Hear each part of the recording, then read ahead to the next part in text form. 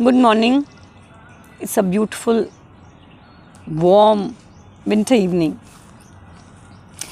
हम वहाँ से शुरू करते हैं जहाँ हमने देखा था कि अर्जुन कह रहे थे कि आप ही हैं जो मेरे डाउट्स को क्लियर कर सकते हैं, मेरे संशय को सर्वथा छेदन कर सकते हैं.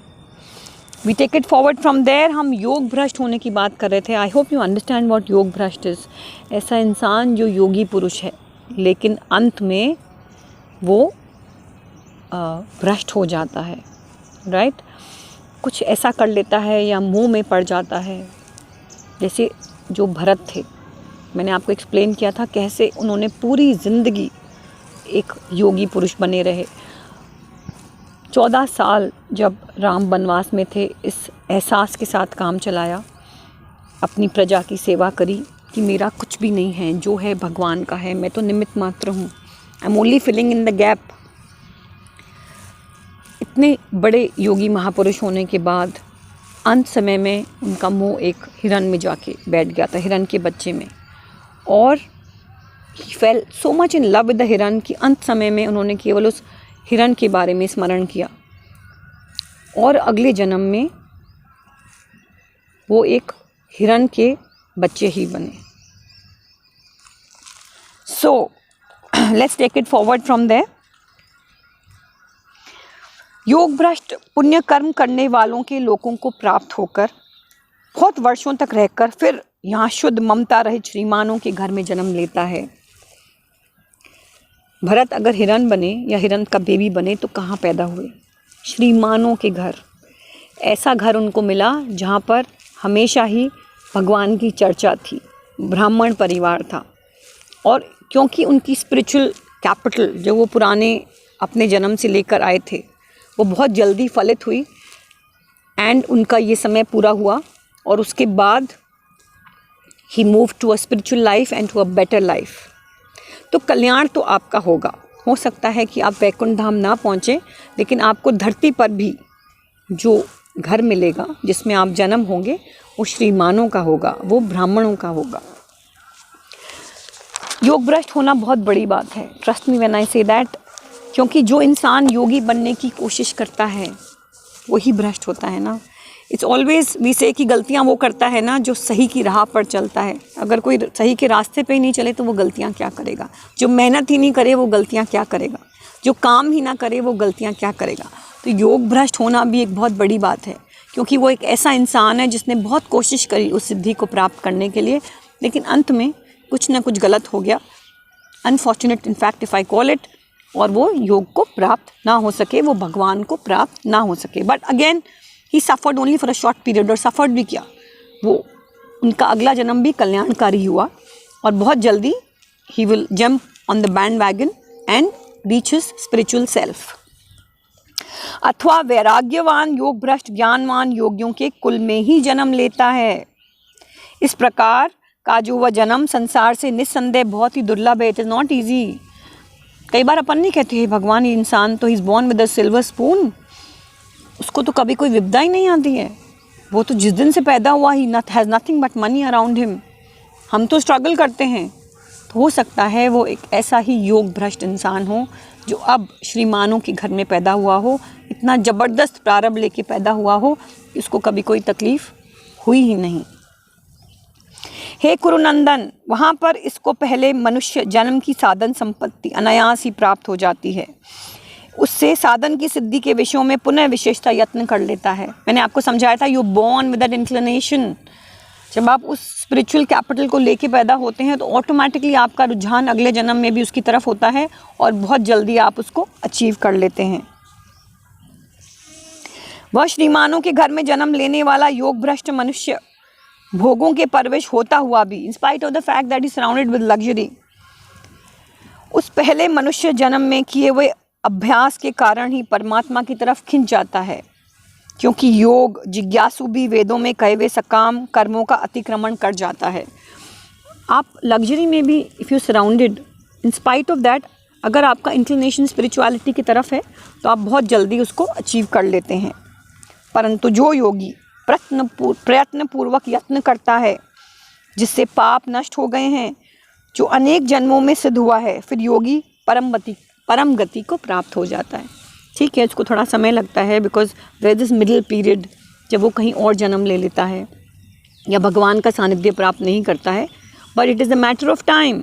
इवेंचुअली वो तो एक योगी बन ही जाएगा। सकाम भाव वाले तपस्वियों से भी योगी श्रेष्ठ है। एक ऐसा तपस्वी जो तप कर रहा है, किसके लिए? भगवान को प्राप्त करने के लिए, या फिर कोई न कोई रिजल्ट की इच्छा को लेकर। लेकिन उससे भी ज़्यादा इम्पोर्टेंस किसको दी गई है? एक प्रयत्नशील योगी को, somebody who is trying to become a योगी, जिसके पाप नष्ट हो गए हैं, जो अनेक जन्मों से सिद्ध हुआ है। ज्ञानियों से भी योगी श्रेष्ठ है और कर्मियों से भी योगी श्रेष्ठ है, ऐसा मेरा मत है। कह रहे हैं जो इंसान योग को प्राप्त होता है, जो अपने कर्मों में फल की इच्छा नहीं करता है, इच्छा तो करता है पर अटैच नहीं होता है अपने फल के कर्मों के फल से, ऐसा इंसान भगवान कह रहे हैं कि मेरे मत में सबसे ज़्यादा अच्छा है, श्रेष्ठ है। और देखिए प्रेम से कैसे कहते हैं, अतः हे Arjun, that's why I am explaining to you, ओ अर्जुन, तू योगी हो जा। कमांड कर रहे हैं, बहुत कम है कि भगवान ने कमांड करी है, तो यहाँ पर भगवान कमांड कर रहे हैं और आपको कह रहे हैं कि तू योगी बन जा। देखिए कितने प्यार से उन्होंने हमें समझाया है। अभी भी अगर हम इंक्लाइन नहीं हुए टुवर्ड्स दिस योग तो गलत है। संपूर्ण योगियों में भी जो भक्त श्रद्धावान मुझ में तल्लीन हुए मन से मेरा भजन करता है, वह मेरे मत में सर्वश्रेष्ठ योगी है। देखिए योगियों में भी कौन सर्वश्रेष्ठ है? पहले तो कह दिया आपको कि ज्ञान योगियों से भी आप बेटर हो, आप एनीवन एल्स, हर कोई जो कर्म योगी है उससे भी आप बेटर हो अगर आपने योग को प्राप्त कर लिया है। बट फाइनली इसे योगियों में भी श्रेष्ठ कौन है? ऐसा योगी जो मेरा भक्त है। सी देयर टू थिंग्स, एक इंसान जो योग में प्राप्त हो जाए और उसकी कर्म करे कर्तव्य के लिए और उसका कोई अटैचमेंट नहीं है टू द फल ऑफ हिज कर्म। मैंने आपको समझाया था 2 तरीके हैं भगवान को प्राप्त करने के लिए, एक ज्ञान जो हमने सांख्य योग में समझा और दूसरा कर्म जो हमने कर्म योग में समझा। पर दोनों के पीछे जो कैटलिस्ट है, जो उस रिएक्शन को बढ़ा देता है, जो उसकी स्पीड को फासन कर देता है, वो है एक भक्त। आगे हम भक्ति योग करेंगे। मैंने आपको समझाया कि बड़ा इंटरेस्टिंग है श्री भगवद गीता, जो अगले चैप्टर है उसकी थोड़ी सी झांकी हमें अभी ही दिखाई जाती है। तो कह रहे हैं कि it's wonderful to be a yogi, there can be nothing better than that. लेकिन अगर आप एक योगी बन जाएं और साथ में भक्ति का पावर अगर आपके पीछे है, तो आप सर्वश्रेष्ठ योगी हैं, योगियों में भी सबसे बेटर हैं, एक भक्त योगी हैं। इस भावना के साथ ये चैप्टर यहीं समाप्त होता है और अब हम आपको एक खूबसूरत सी स्टोरी सुनाएंगे which I been wanting for the longest time. Shri Bhagavatam में भी उनका मेंशन आया है। एक असुर जो योगी थे, कितना खूबसूरत है। Let's listen to the story. एक वृत्तासुर थे, उन्होंने खूब सारा तप करके ब्रह्मा जी से एक वरदान प्राप्त कर लिया था। क्या वरदान था? कि मुझे ना तो सुबह कोई मार सकेगा, ना कोई रात को मार सकेगा, और जो अस्त्र है ना कोई गीले अस्त्र से मुझे मार सकेगा, ना कोई सूखे अस्त्र से मुझे मार सकेगा। अब इमेजिन। और जो वृत्तासुर थे उन्होंने इंद्र के जाके स्वर्ग पे विजय प्राप्त कर ली थी। अब जो इंद्र का स्वर्ग था और उसकी जो सिंहासन था वो तो थैंक यू हो गया था। अब इंद्र को बड़ी इनसिक्योरिटी थी। आपने बहुत बार इंद्र के बारे में सुना होगा, बहुत ही इनसिक्योर राजा थे वो, देवताओं के राजा थे, लेकिन he was not a very nice man, योगी नहीं थे। उनकी सारी मोह अपनी गद्दी में थी। तो he was a good administrator, but प्रेम अपने राजपाट से था। अब वो बड़े परेशान हो गए क्योंकि वृत्तासुर ने आके देवताओं पर राज कर लिया, स्वर्ग पे राज कर लिया। अब क्या करें भाई। और वो इतने स्ट्रॉन्ग थे वृत्तासुर कि इंद्र को समझ में आ गया 2-3 युद्ध करके कि इट्स इम्पॉसिबल कि उनको हराएं, क्योंकि उनके जो सारी की सारी शरीर था वो वृक्ष के समान बहुत ही स्ट्रॉन्ग था और उनको ब्रह्मा जी की भी वरदान प्राप्त था। तो उनको कौन मार सकता था। इंद्र उनसे लड़ाई कर रहा था। तो एक बहुत ही प्यारी सी चीज़ है जो उन्होंने इंद्र को बोली कि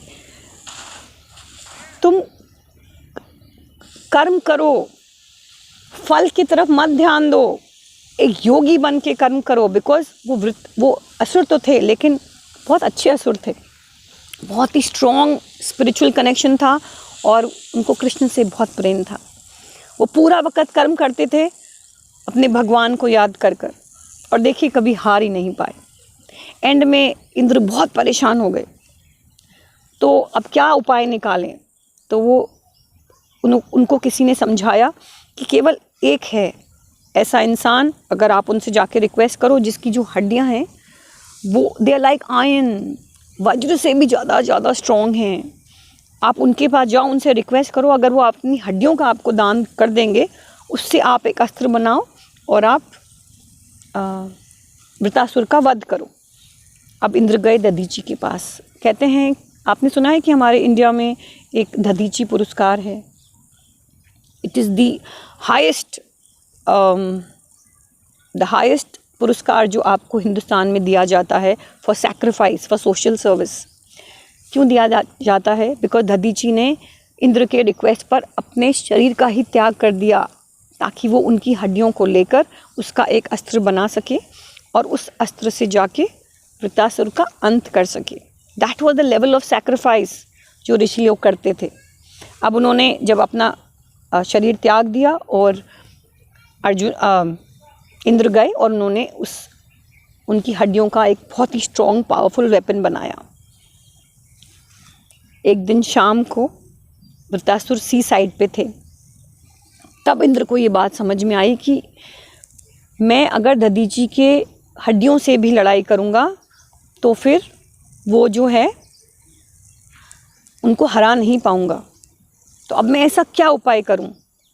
जब शाम का वक्त था, न सुबह थी न शाम थी न रात थी, इंद्र के दिमाग को स्ट्राइक हुआ। उन्होंने गए और उन्होंने जो सागर का फोम होता है ना, लहरों के ऊपर जो झाग होती है, उससे कवर किया उस पावरफुल वेपन को जो उन्होंने दधीची की हड्डियों से बनाया था। और न तो वो गीला रहा, न वो सूखा रहा, न सुबह थी न रात थी, शाम का वक्त था। तब उन्होंने उस वेपन से प्रहार किया वृतासुर के ऊपर एंड वृतासुर डाइड। और जब वो मरे तो उससे पहले उन्होंने भगवान को बोला, और वो बहुत ही फेमस लाइन्स है इन द श्री भागवतम, कि ना मुझे स्वर्ग चाहिए, ना मुझे पाताल चाहिए, मुझे कोई भी लोक नहीं चाहिए भगवान, मुझे तो केवल आपका स्मरण चाहिए। That I can never forget you. आप मेरे मेमोरी में हमेशा रहिए, आपका और मेरा सानिध्य हमेशा रहेगा। बोलिए जय Shri Krishna. How beautiful it is कि वो असुर होते हुए भी भगवान की भक्ति के कारण ऑल पावरफुल थे। वो असुर होते वक्त भी आज हम उनको याद करते हैं और कहते हैं कि इनसे बड़ा भक्त तो कौन हो सकता है, इनसे बड़ा योगी कौन हो सकता है। So this is what you have to do in your life. आपको एक योगी पुरुष बनना है, और ऐसा योगी जो केवल योगी नहीं है, जो भक्त है। बिकॉज अगर आप भक्त बनेंगे तो आप योग में तत्पर रहेंगे, आपका योग भ्रष्ट नहीं होएगा। See you need a lot of, बहुत हिम्मत चाहिए भाई कि आप एक योगी पुरुष बने, कि आपको अपने कर्मों से कोई अटैचमेंट ही नहीं हो, कि सुख दुख आपको परेशान ही नहीं करें, कि आप हमेशा समता में रहो। वो कैसे होएगा मुझे बताइए। बहुत हिम्मत चाहिए, और वो हिम्मत कहाँ से आएगी? आपके कनेक्शन से, परमात्मा के साथ जो आपका कनेक्शन है उससे आपको वो स्ट्रेंथ मिलेगी और आप बहुत पावरफुल हो जाएंगे। और भगवान करे आप कभी भी योग भ्रष्ट ना होएं। I hope you understood. Next time we will do the 7th chapter. आप मेरे साथ ऐसे ही बने रहिए। बहुत किस्मत वाले हैं आप और मैं भी कि हम श्री भगवद गीता का पाठ साथ मिलके कर रहे हैं। It makes us so powerful. मैंने इस्कॉन के गुरुजी को सुना और वो डंके की चोट पर कह रहे थे कि हाँ, मैं लोगों को ब्रेन वॉश करता हूँ। बिकॉज आजकल इतना दुख है, इतना डिप्रेशन है दुनिया के अंदर, इतने लोग, डिवोर्स रेट्स बढ़ रहे हैं because people can't adjust with each other. हमारे दुनिया से प्रेम भाव, सेवा भाव सब खत्म होता जा रहा है, इसलिए पीपल आर वेरी अनहैप्पी।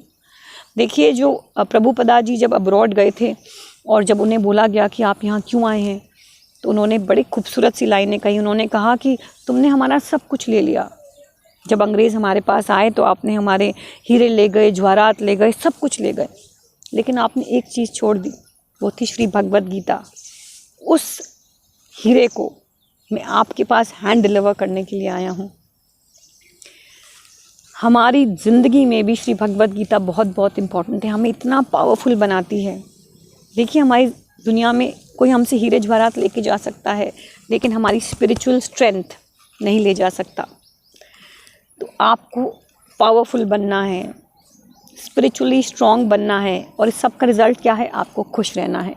सबसे ज़्यादा इंसान जो खुश है वो ही पावरफुल है। With this beautiful feeling I take a bow. Take care and have an amazing day. And don't forget always to share this video with someone you really love. Thank you. Bye-bye.